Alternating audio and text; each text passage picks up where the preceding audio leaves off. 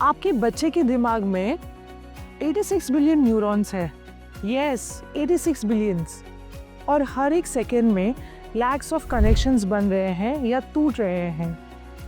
अब एक सवाल सोचिए, अगर एक कनेक्शन गलत बन जाएगा तो, अगर एक नेटवर्क ओवरलोड हो जाएगा तो, अगर टाइमिंग मिस हो जाएगी तो क्या सिर्फ स्पीच डिले होता है या फिर पूरी पर्सनालिटी का डायरेक्शन चेंज हो जाता है? आज ऑटिज्म ADHD लर्निंग इशू सिर्फ लेबल तक नहीं है, ये ब्रेन वायरिंग के साइलेंट मैसेजेस हैं। हेलो पेरेंट्स, मेरा नाम डॉक्टर माधुरी टेटगुरे है और मैं एक होम्योपैथी डॉक्टर हूँ, जहाँ पर मैं सिर्फ ऑटिज्म ADHD लर्निंग डिसेबिलिटी जैसे बच्चों को ट्रीट करती हूँ। अगर आप एक पेरेंट है, एक डॉक्टर है या थेरेपिस्ट है, तो जिस नज़रिए से आप बच्चे के ब्रेन को देख रहे हो, आपका वो नज़रिया कम्प्लीटली चेंज हो जाएगा।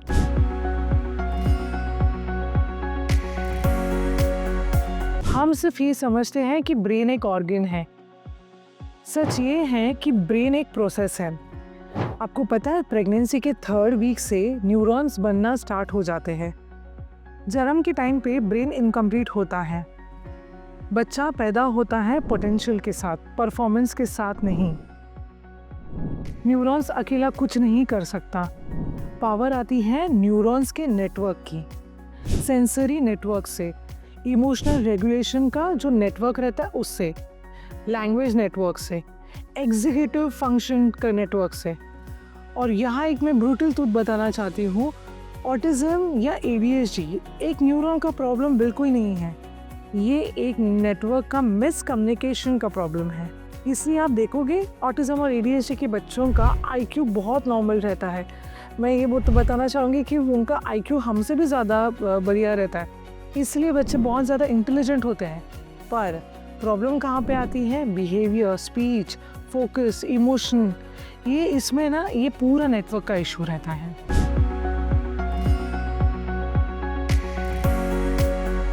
ब्रेन डेवलपमेंट कभी भी लीनियर नहीं होता, ये विंडोज़ में होता रहता है, जैसे sensory window, language window, social emotional window, attention control window.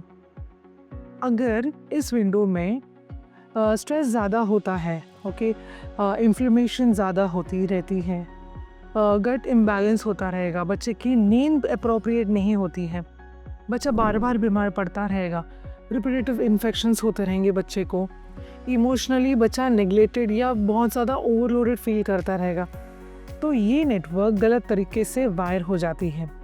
और फिर पेरेंट्स कहते हैं डॉक्टर सब नॉर्मल था, अचानक से रिग्रेशन हो गया। रिग्रेशन अचानक नहीं होता है, वो मंथ्स या ईयर्स का साइलेंट ब्रेन स्ट्रगल होता रहता है।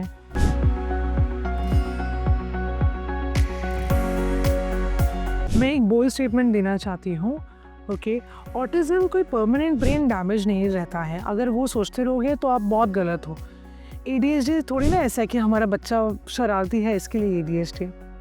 सो ऑटिज्म और ADHD में क्या रहता है? डेवलपमेंटल डिसरेगुलेशन रहता है ब्रेन के नेटवर्क्स में। इसका मतलब ये है कि ब्रेन ग्रो हो रहा है, ओके, बट कोऑर्डिनेशन नहीं होता है, स्पीच मिसमैच हो जाती है, अंडरस्टैंडिंग मिसमैच हो जाती है, जो सिग्नल क्लैरिटी आनी चाहती है, जितना आना चाहिए उतना नहीं आती है, कम आती है। इसके लिए क्या हो जाता है? बच्चा हैंड फ्लैपिंग करता रहता है, आई कांटेक्ट कम करता है, हाइपर एक्टिविटी बहुत ज़्यादा हो जाती है बच्चे की, इमोशनल मेल्टडाउन्स, बहुत सारे बिहेवियर शो करता है हमारा बच्चा। ये सब ब्रेन का एक रिक्वेस्ट रहता है, ब्रेन कोपिंग अप मैकेनिज्म रहता है बच्चों के लिए कि अगर आपने यहाँ तक वीडियो देखा है तो आप सिर्फ एक नॉर्मल पेरेंट नहीं हो, आप एक बहुत एक अवेयर पेरेंट हो, जिनको you are pretty much aware कि बच्चे का ट्रीटमेंट कैसे होना चाहिए। अगर आप चाहते हैं कि मैं और ऑटिज्म और ADHD ब्रेन मैपिंग को और एक्सप्लेन करूँ, गट ब्रेन कनेक्शन को और डिटेल में समझाओ, तो आप कमेंट सेक्शन में मुझे बता सकते हो कि आपको क्या क्या डाउट्स है और कैसे और वीडियोस चाहिए रहेंगे, okay, because parent brain matters, our child matters, and let's treat the root cause. Thank you parents.